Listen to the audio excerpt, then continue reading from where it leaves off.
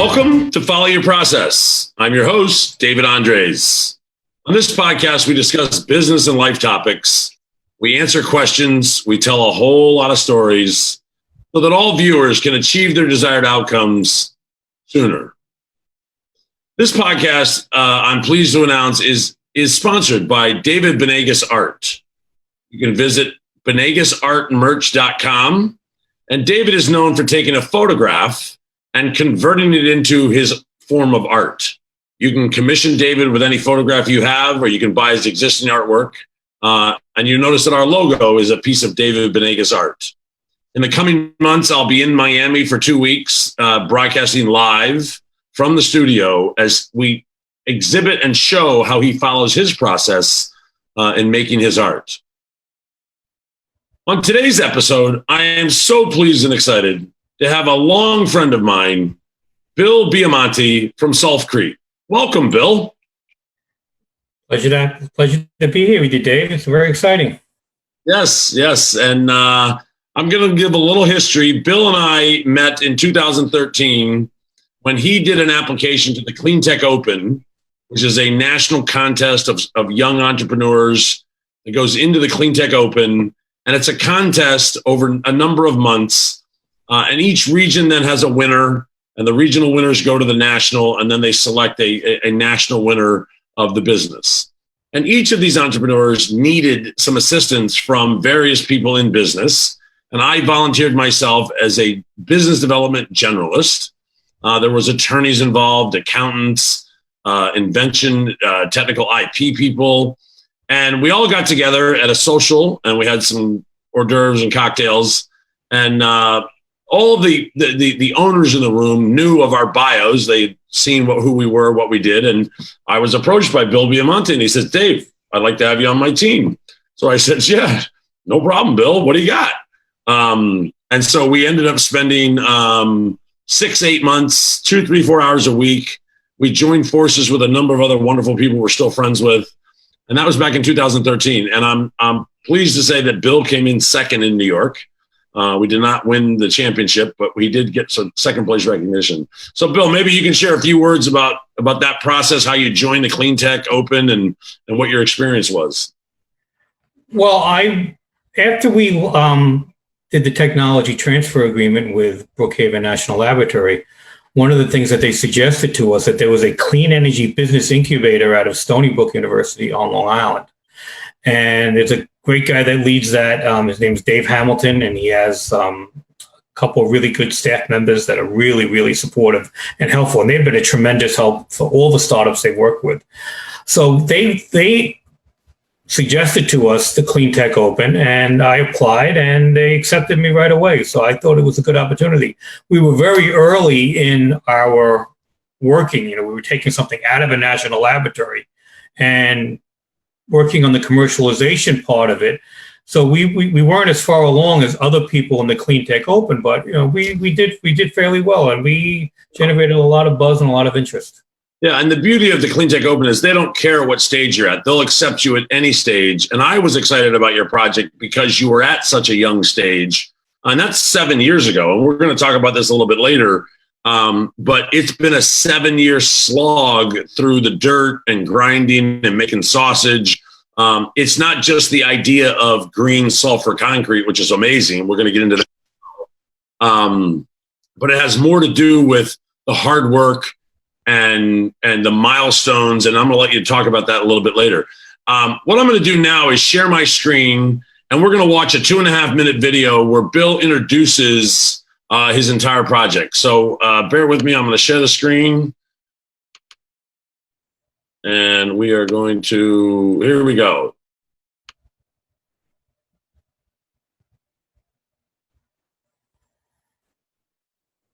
Oh, I'm at the end of the video. I'm not technically adept. Hold on. Now we have evidence of how, there we go. Hi, my name is William Biamonte. I'm the CEO and co-founder of a clean energy startup called Green Sulfcrete. Green Sulfcrete is commercializing a next-generation sulfur polymer concrete technology at a Brookhaven National Laboratory. The technology upcycles byproduct materials from the oil and gas industry and energy plants into a superior strength, low carbon, waterless alternative to Portland cement that is highly resistant to acid, salt, and chemical attacks.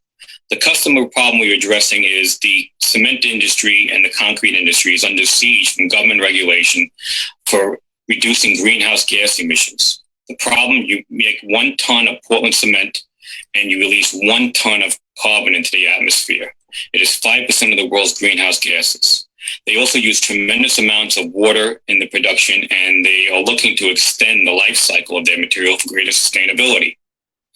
Sulfcrete is different when we can manufacture an alternative to Portland cement that is 90% less carbon emissions and is totally waterless in production, has twice the compression strength, and for the first time ever, this sulfur polymer concrete can be made in economic parity with Portland cement. Our business model is we're going to either sell this product either as a precast material or by the yard for paving. We expect to have a pilot scale plant up within the next 6 months and a full commercial plant in 12 to 18 months. Our IP is strong. We have 8 patents, American and international. 3 have been approved and 5 are pending. These are patents out of Brookhaven National Laboratory that we have licensed and have an exclusive use of. We have a National Science Foundation Phase 1 award, SBIR, and we are working with Brookhaven National Laboratory and Stony Brook University on that award. Our customers and prospects are any concrete and precast manufacturers, and their customers would be a government or corporations. Our marketing distribution is we are going to scale to commercial production plant, and then joint venture or sub-license nationally, internationally with precast manufacturers. Our distribution chains are oil and gas refineries and energy plants that will supply us the byproducts materials and precast concrete manufacturers throughout the world. You look at the bottom picture, that is a road in Tanzania, Kazakhstan that was laid out by the Brookhaven National Laboratory team in minus 20 degrees Celsius temperature. They were able to use this material where Portland cement and Portland concrete cannot be used because there is nothing to freeze. It's a waterless process. It cures by cooling. So the applications are huge. This is a 90% carbon reduction, uses 0 water in production, twice as strong as Portland cement, and for the first time can be manufactured in economic parity with Portland cement.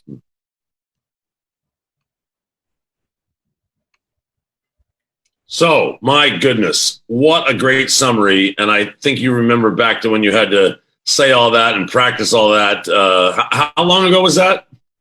I think it was 15. I'm not sure. Yeah, because you'd already gotten your grant. And so what's amazing about this is it doesn't use water. So it saves a tremendous amount of water, which everyone wants to save water. And it was a 93% reduction in greenhouse gas emissions for making it? Correct. Wow. Compared to Portland cement, yeah. Yeah, so it's a game changer for sure. And I have some history and some game-changing ideas that always are met with tremendous struggle and challenge because it's what you don't know and it's whose Wheaties you're stepping into that end up causing some significant resistance. Talk a little bit about what your pain points have been, where you had an expectation to do something sooner than it happened. And you're a pretty even keel kind of guy. I mean, your day job is in politics in Nassau County, so government, yes, government administrator in Nassau County. So you know about ideas not happening, shifting gears, going another direction. Talk a little bit about to other business owners watching this, what it's been like. Well, I mean, challenges right off the bat was we were trying to roll out this technology, basically our own capital. So that was a challenge right off the bat, and it was, we've held on and we've done, we've survived and we've, had some victories. So I think the biggest pain point in terms of going to commercialization is that when we were looking for fundraising, basically a Series A and C capital, we always got an incredibly positive response from investors and family office, stuff like that. It was like, this is amazing. You're going to make so much money. This is great, but it's not in our wheelhouse. We do medical devices or we do this, and we don't know how we don't know how we would supervise this commercialization and working with you. So finding the right investor that got, and when we spoke with clean tech, green energy investors, they didn't see this, or at least they didn't get it. They saw, battery technology and carbon sequestration and, solar and wind. That was, that's how they looked at clean energy. When I said, this is a product that's super sustainable, has multiple life cycles, massive carbon reduction, massive energy reduction. They couldn't make that leap. And that's been our biggest obstacle, is finding the right investor that can say, hey, I get what you're saying. Yeah.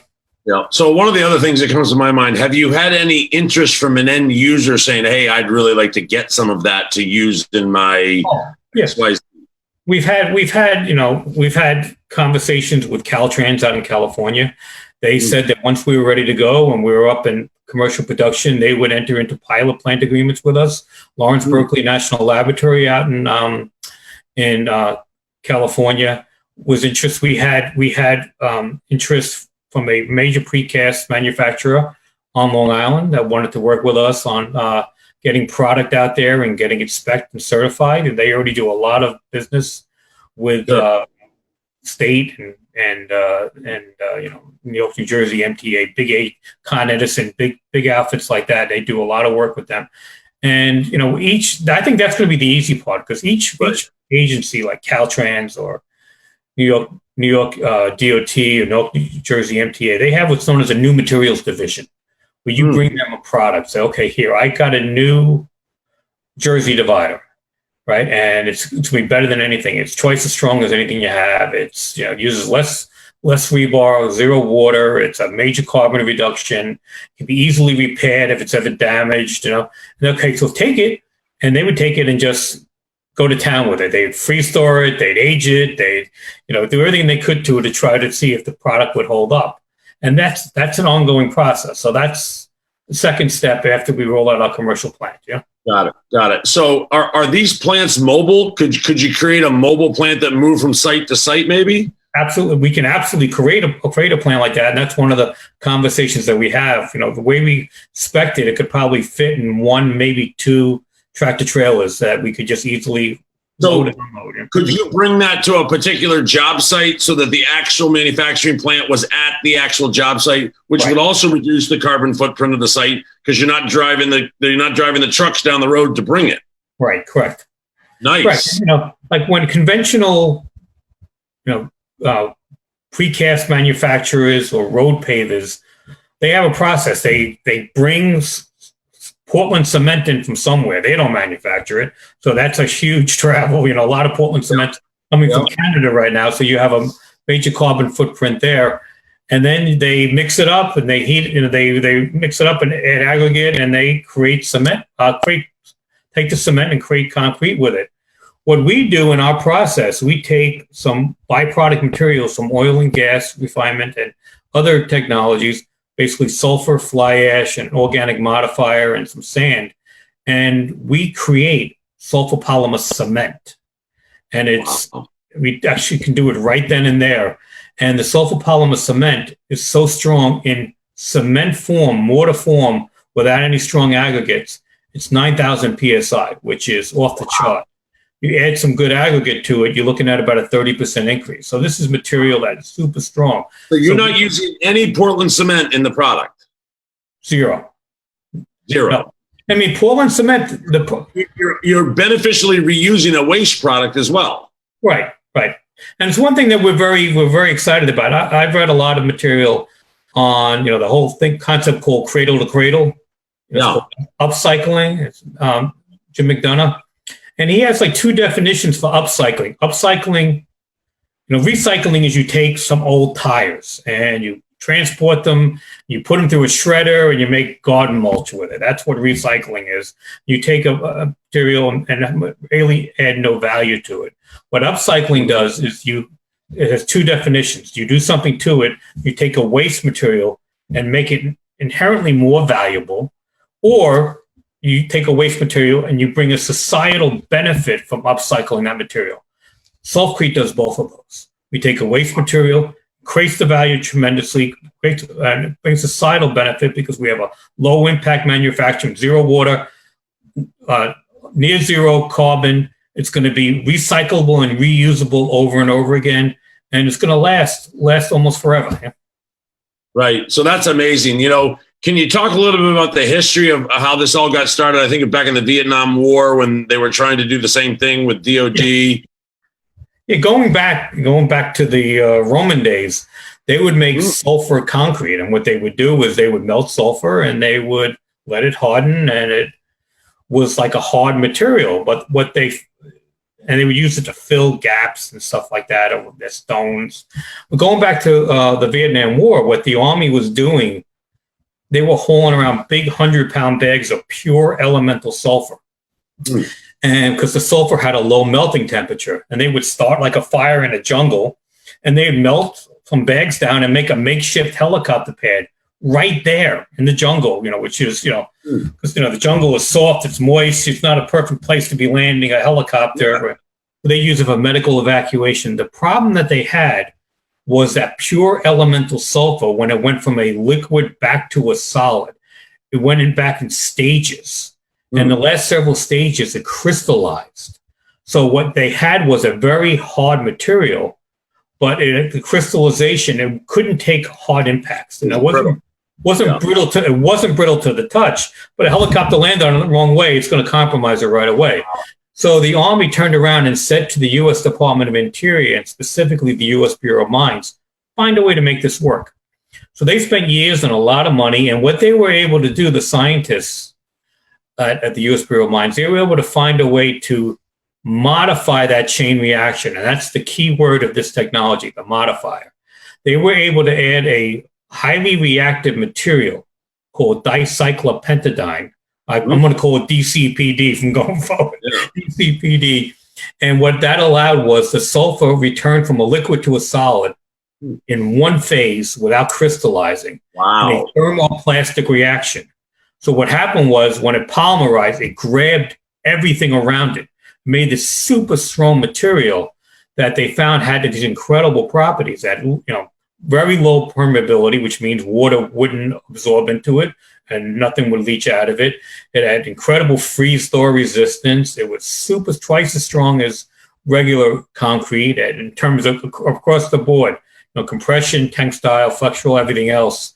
And it was great. I mean, there have been literally, I have a banker box when I was looking at this technology.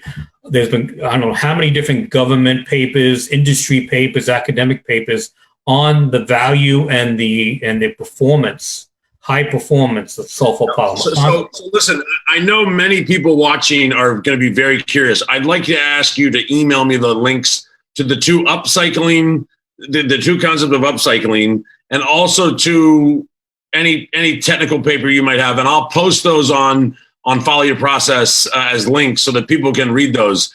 Why don't you transition into how did Brookhaven get their hands on the stuff? And then there's a great story there, I think. That's my next sentence coming up, okay? Let me step back 1 second. So the problem that they had, this incredible material they developed. It was high performance properties. The problem they had was the modifier was super expensive. It was hard to come by and very expensive. I think dicyclopentadiene costs about $4,000 a ton right now. Wow. So you would only use 2% of it in your mixture. So you would add about, $80 to, about $80 to the cost of your material.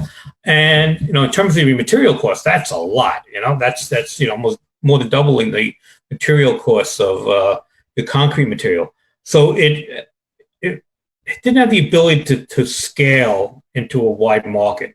It was used for specific niche applications. It was used successfully, and there have been papers written about it. It was used for factory floors where harsh chemicals and acids, nasty materials were being used, or holding tanks for those materials, or septic applications where, harsh corrosive environments, It's never could really scale beyond that. So we fast forward now. Brookhaven National Laboratory about 15 years ago was charged by the U.S. Department of Energy to find a way to safely and cheaply encapsulate low-level radioactive mercury, which is probably one of the worst materials you want to deal with. And so they were looking at materials that were highly impermeable because they were, they encapsulate it, gets wet, it could leach, and then you're back in the ball game. So one of the things they looked at was sulfur polymer because of its low permeability. They made some sulfur polymer using the DCPD, and they found lo and behold, it was an incredible capsulator. That when the sulfur polymerized, it grabbed the mercury and it held it. And even if you cracked the concrete, the mercury stayed encapsulated. Wow. But they knew it was a non-starter because of the cost of the materials. So what the Brookhaven scientists did, and the main scientist guy named Paul Cobb was brilliant scientist. He was able to find a new process where they took a waste material, an end cycle material from oil and gas refining. They go through different cycles when you Sure. find oil and gas, and this is like an end cycle material that really has no commercial value. But they were able to take that material and through a pre-treatment and energetic mixing process, got that material to react like dicyclopentadiene. So what they were able to do was be able to create a superior strength sulfur polymer that was better than the prior rod. It's stronger. It's a much better material at a fraction of the cost by using another waste material, the end cycle oil that they use. So that's really the transformative breakthrough, because not only is it cheaper, it's better than the prior rod, and it's going to outperform Portland. So the amazing thing here is that you're telling the story is, and I really appreciate you sharing that, and I'm sure the viewers appreciate it as well, is that every time you have an idea and you think you figured it out, and then you're hit with another roadblock, you're hit with an obstacle, if you simply embrace it and keep believing you can, and you keep trying different things, you could potentially discover the solution to your obstacle, but also something that's even better, right? So you definitely demonstrate that in this story, and it's such an honor and privilege to have you on the show, episode 4 here. Most people think we're going to talk about something in toilets again, but here we are with my good friend Bill Biamonte, looking into my past, his past. You were also in government administration in Nassau County for many, many years. Right. And what's interesting about that is here we have a typical, not typical, maybe not typical, but a government official that I think many people would stereotype into just being a government official. And, Nassau County appreciates your service, and you've done many things, and, many politicians or whatever. But here you are. Talk about that spark of entrepreneurship where you said, you know what? I think I can do this. And then how you went and got a hold of Brookhaven and how you got to the position where you are now. Sure. Well, I have a long time friendship with the former governor of California, Jerry Brown. And when he became governor again, through his contacts, I met an incredible gentleman by the name of Art Rosenfeld. Art Rosenfeld was a professor at Lawrence Berkeley National Laboratory, and he is considered the father of energy efficiency in the modern world. I know that's a big statement, but if you really look him up, that's who he is. He is the godfather, the founder of the concept of energy efficiency in the modern world. Art has since passed away, but I spent a lot of time with him and talking about opportunities, and I saw what California was doing with their AB 32, climate change initiatives. Yeah. And I had helped somebody with another technology, and I was able to successfully help them. And I really found it to be fun. So I found that the networking and the governmental reach, in other words, I was able to figure out who I need to see and how I need to get to see them and make it happen. Nice. And that came out of my years in government. So that gave me an entrepreneurial skill that was very, very helpful. You basically upcycled your relationships. You basically upcycled them. Well, create a lot more relationships too. Yes. So I saw a huge opportunity there. I was flipping channels one day and I saw on C-SPAN that the Energy Secretary, Stephen Chu, was talking about a Startup America initiative in which he was directing the national laboratories to identify technologies that could be licensed to entrepreneurs to commercialize, to start new businesses, mainly in the clean energy field.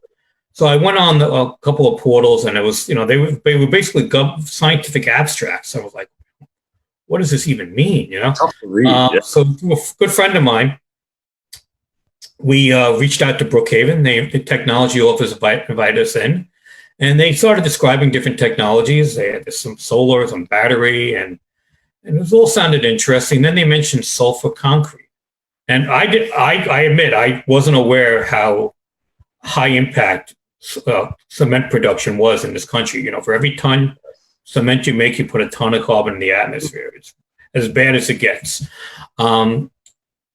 And when I learned what the issue was, and I learned that there was a prior art and this was an improvement, I took that material they gave me, and then I went on a tear and spent several weeks. And there's been a couple of books written about sulfur polymer concrete too. I ordered those books, burnt through them, and I went back there and I had 20 pages of questions for them. And I sat down with the scientists and the tech transfer team, went through everything and answered the question. And they answered the questions, and I said, "We're in.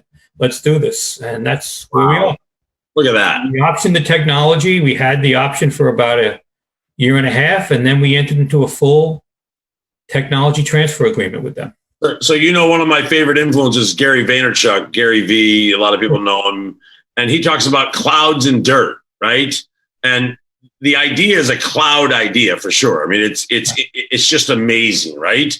But the dirt is the grinding, buying the books, reading everything, going on a tear. You basically binge the topic in your spare time, couldn't stop reading it. And we all need to do that. If we're in a startup and we're doing something, you must binge what it is you're doing. Like there's no tomorrow, like your life depends on it. And what that does is, yeah, go ahead. I've always approached things. I learned a long time ago, someone told me this and found it to be true. The only power we have in our lives as human beings is the power of our word.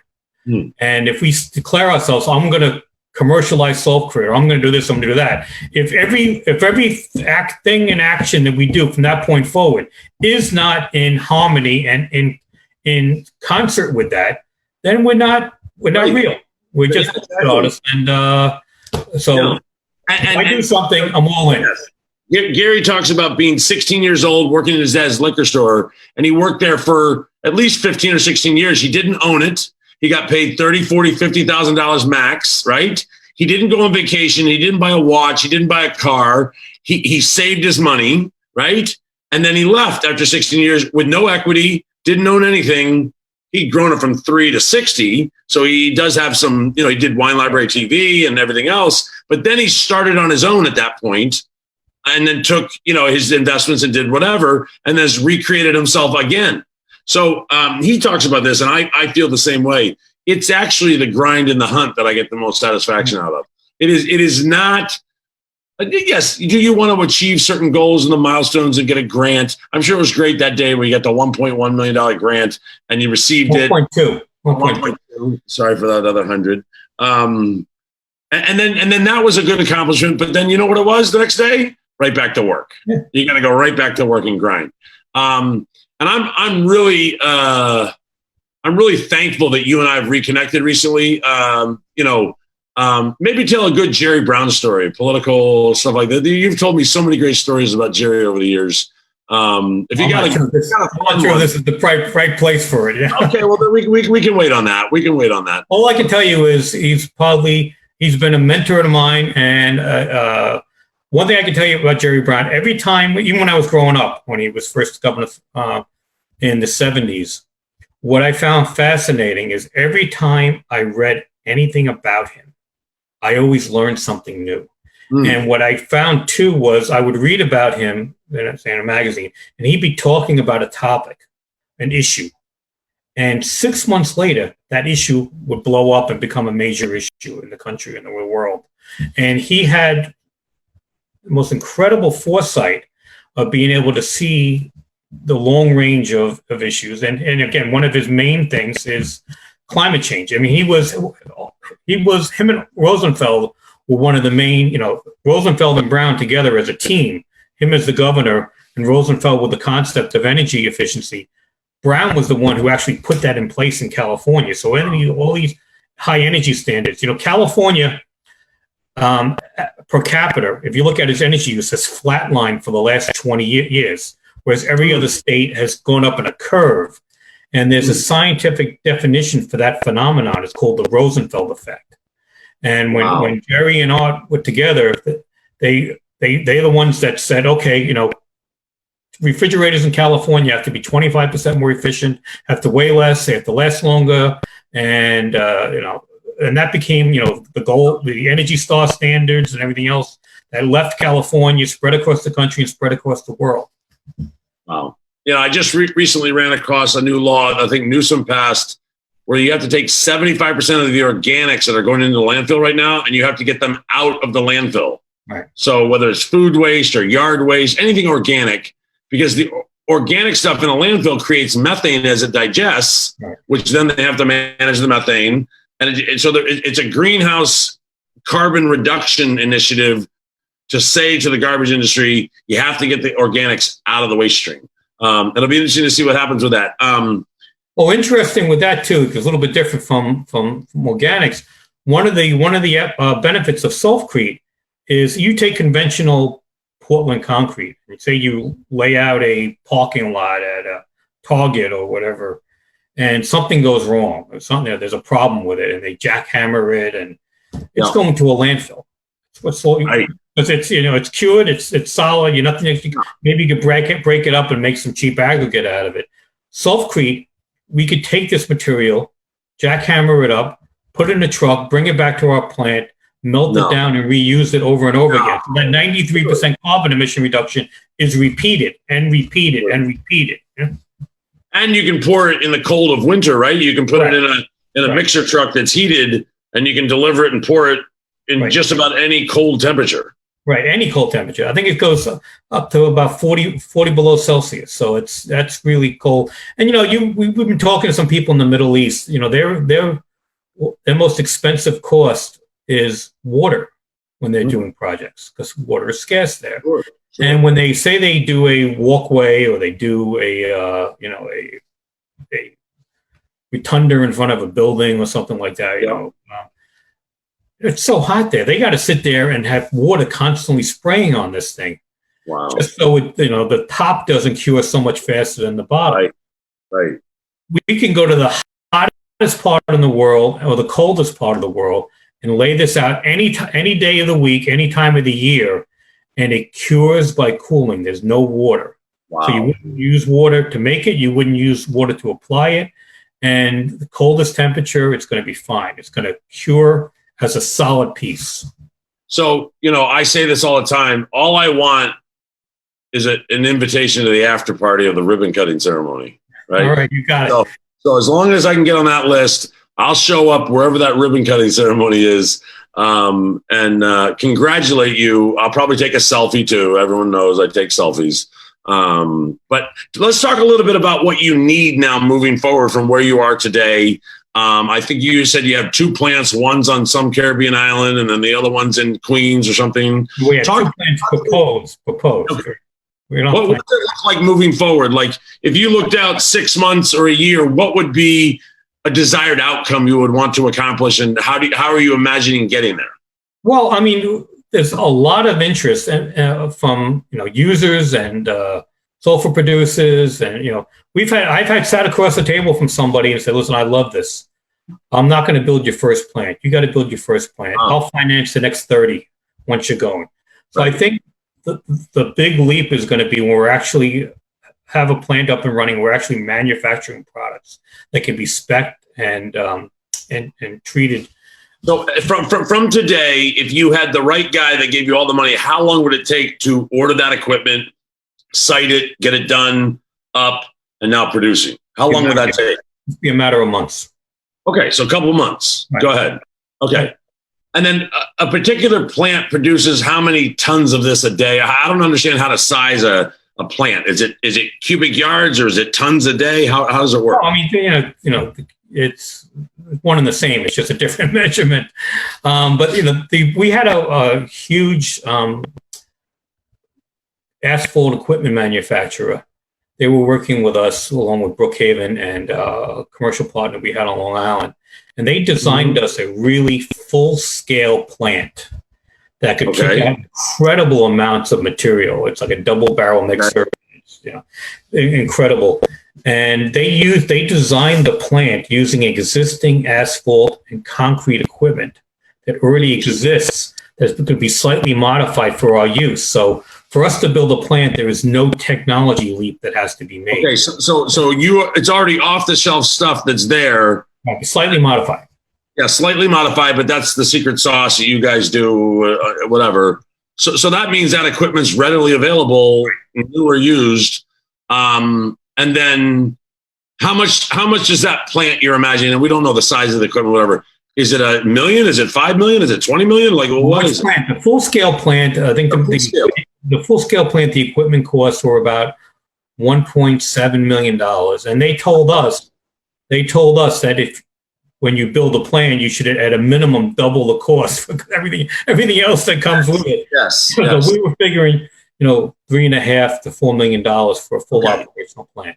I got you. And then from a cost of goods or whatever, has anyone given you any feedback that what they would sell it to the end user for is competitive to Portland? Oh yeah, I mean, precast material on Long Island sells for anywhere from like $600 to $1,000 plus per yard. So high-end products, superior strength, products can go for a good price, and you're going to last for everything else. So the economics of the products don't work. Do work. When we sat down and we figured a semi-high price for sulfur, what we'd have to pay, because when you're in the concrete business, your main cost is your labor. That stays constant. Your next cost is your overhead, your insurance, your electricity, the whole, your physical plant and everything else. And the next plant is the material cost of the of actually making the product. So we figured a decent sized price for sulfur. We have fly ash, which is readily available, and and what's interesting about it's not regular Portland cement makers use coal-fired fly ash. We can use coal-fired fly ash. We can also use municipal solid waste incineration fly ash. We could use biomass fly ash. There is no pozzolanic reaction, so we're not hindered by use for fly ash. And then some of the novices, talk about fly ash. Just to let some of the novices know what fly ash is, just for some people that don't know. Well, fly ash is when you have, when you make cement, they use 2,700 degree kilns. And they're like Vegas. They never close. You have 2,700 degrees. They're not turning it off and coming back the next morning, starting again. It's just constantly burning. And they basically mainly they burn coal. Some of them use oil and other fossil fuels. And they heat up giant pieces of limestone to the point they're ready to melt, and then they grind them into a calcination. That process gives you the one-to-one, carbon emission, 1 ton produced, 1 ton. But at the end product that you have bottom ash and fly ash. Fly ash is like very light. It floats in the air by itself, and it's probably the most toxic of all the materials too. And but it's a very, very tiny material that's good for our process. And what's good about it is once our product is made, the fly ash is encapsulated. Nice. Nowhere, because we have almost zero permeability. So the product's not going to absorb water, so nothing's going to leak out of it. What's the permeability of regular concrete? What's the permeability of regular concrete? Oh, regular concrete absorbs water.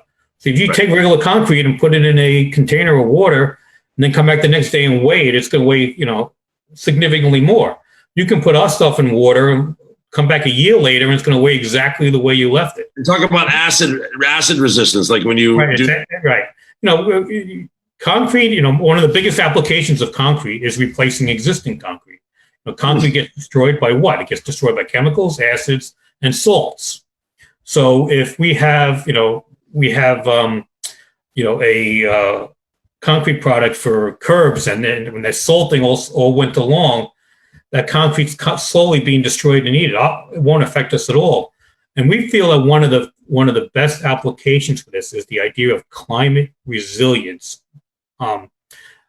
projects for governments and cities and nations. Yes. Where, major cities and major countries are basically investing in climate resilience, where they're protecting their already built world from storm surges and climate. Wow. And what they do is they're making seawalls, they're making piers, ports, bulkheads, try to hold back that water The biggest firms out of the Dutch have these engineering firms. They have a 1,000-year history of holding water backs. They're doing major projects in New York City and other cities. This material is resistant to salt water. It can sit in salt water forever and not get destroyed. I need to introduce you to my good friend, Mark Brewer at 2020 Engineering, and this is a shameless plug for him. Mark is, I work at Sanitrax, the freshwater flushing vacuum toilets for Live Nation, et cetera. But Mark is our civil engineer and has worked with Live Nation to get them some